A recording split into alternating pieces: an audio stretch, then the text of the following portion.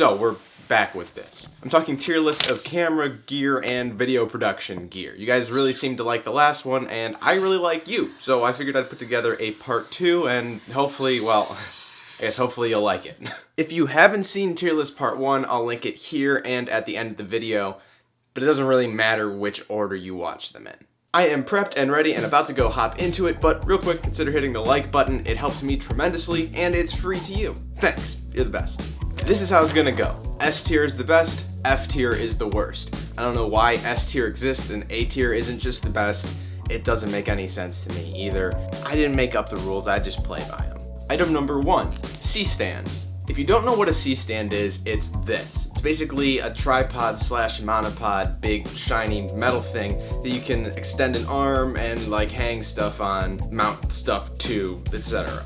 They range anywhere from like $60 to $300, and I cannot believe that I went without one for so long. I just got this one for Christmas, and I cannot tell you how many times I've used it since then. Well, I guess I could go back and look at how many videos I've made because I've used it for every single video. If I was to explain every single way that I've used the C-stand over the past couple months, it would take this entire video, and we don't really have that kind of time. So let's just say that it is extremely versatile, and you can use it to hang lights on it, to hang diffusers, reflectors, any sort of audio stuff like boom mics. Heck, I've used it to like hang my clothes and dry my towels on. It's just incredibly useful, just all around. I will put it in A tier and not S tier though, because I mean, I don't want to come out of the gates too strong, and also it's really kind of heavy and bulky, and they're a pain to move around and set up anywhere that's not like your studio. Item 2 goes hand in hand with number 1, C-stands, and that is sandbags. I mean, they're sandbags, so there's not like a whole lot to say about them other than the fact that they're super inexpensive, extremely useful, and there's absolutely no reason for anybody to have any less than 2 of them in their arsenal of camera gear. They basically just make sure stuff doesn't fall over, which is not that exciting, but it is really important. So I'm gonna put them in B tier just because they're kind of boring.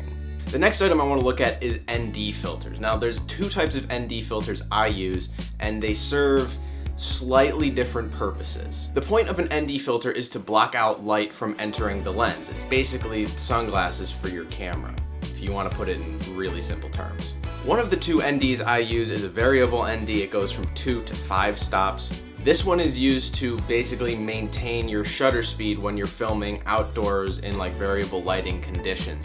That way you don't need to, say, kick your shutter speed up to 180 when you're filming in 24 frames per second, because it'll give you kind of a funky look to your footage. So instead what you do is you just put the ND filter on top, shade it, and then you can keep your shutter speed the same.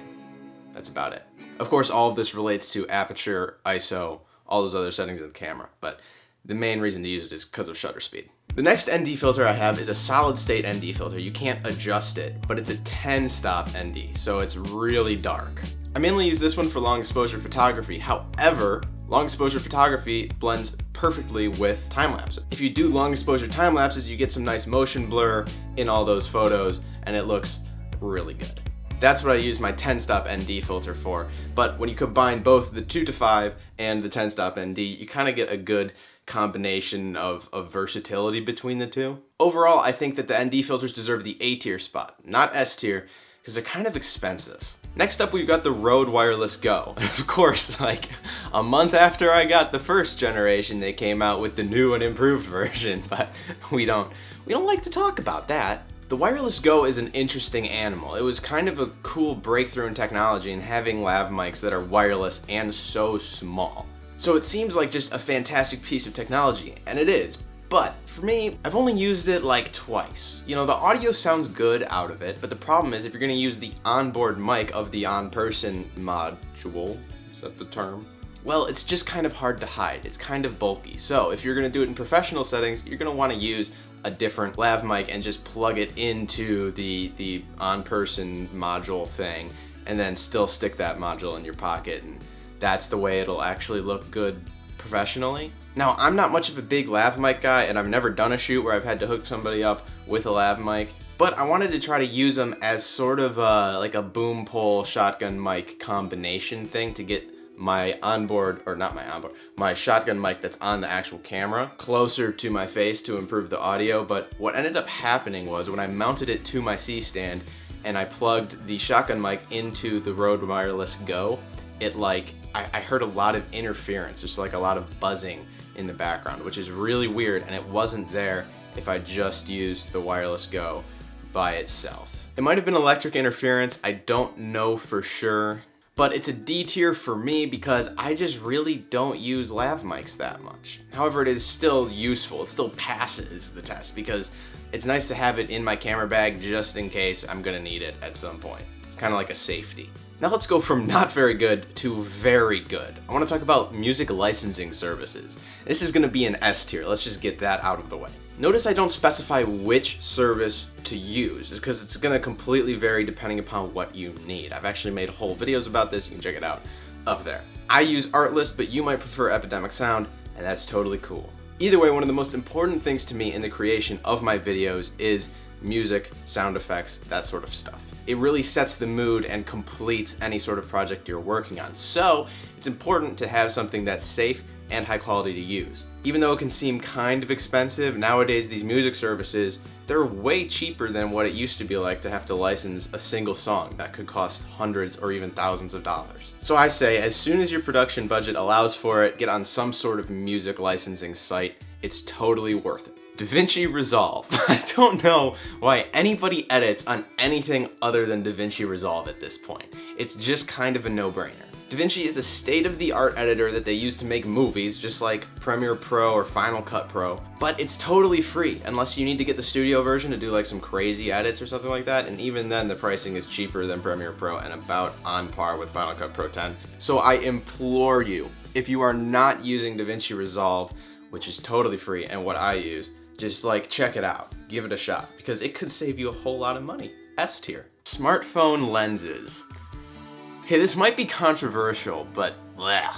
In my experience, you spend upwards of $100 on these lenses and thinking that they're gonna be some great useful thing that you'll keep in your pocket all the time. You can slap them onto your camera and shoot some like really cool looking footage, but that just doesn't happen. See, the point of a smartphone camera to me, if I'm actually making some sort of video, is that it has a camera accessible in my pocket at all times in case something really interesting or like cinematic happens. You always have this available to just whip out of your pocket. That's what a smartphone is for those quick shots. I can never think of a time where I would pull out a smartphone lens like the one that I have and like think, oh, this is great, I want to film this on my smartphone, and wait, let me grab my lens that for some reason I have in my pocket and screw it on to the case and then take the video with some sort of like anamorphic lens added to it. It just doesn't make a whole lot of sense to me, and I've never really understood it. Don't get me wrong, it is really interesting, and if you're devoted to making films on your phone and you don't want to get some sort of mirrorless DSLR or even cinema camera, then maybe go for it. But I think it's just kind of a funny, strange little niche market because you're spending hundreds of dollars on these lenses to add to your smartphone that you're eventually gonna upgrade to a different one. They're not gonna fit, when you could have just used that hundreds of dollars to buy like a beginner DSLR or mirrorless camera. You know what I'm saying? Like I said, I might get some hate for this, but I'm gonna put it in F tier. Okay, now this is pretty much the opposite of my problem with smartphone lenses. This is a camera strap, and it's basically 100% practical. Obviously, this is a must-have if you're a photographer. To have your camera out and ready by your side without having to hold it and worry about dropping it all the time, it's just, well, like I said, it's essential. Of course, it serves the same sort of purpose with run and gun videography. It's nice to have the easy access. But with videography, it also acts as an extra contact point to the camera so that you can have smoother shots. Plus, it's cheap. You can get a pretty good one online for like 15 bucks. S tier. Finally, one of my favorite things that I actually don't really see anybody else talking about, storyboarding. The item here is a workbook specifically made for storyboarding, and I love it. I made a whole video about the importance of storyboarding to my creative process. You can check it out up there if you want to watch it. And a notebook like this makes that whole process way easier. If you enjoy storyboarding, something like this is pretty much the best thing ever. I'm gonna put it in A tier though because it is just kind of like a workbook. Alright, here's a final look at the tier list. Let me know if you think I rated something wrong. I probably did. If you made it this far in the video and you haven't liked it yet, well, thanks. Thanks for sticking around anyway. I appreciate you. If you've got any questions, feel free to leave them below. I'm always happy to help a friend out. Don't forget, you're an awesome human being. I'll talk to you later.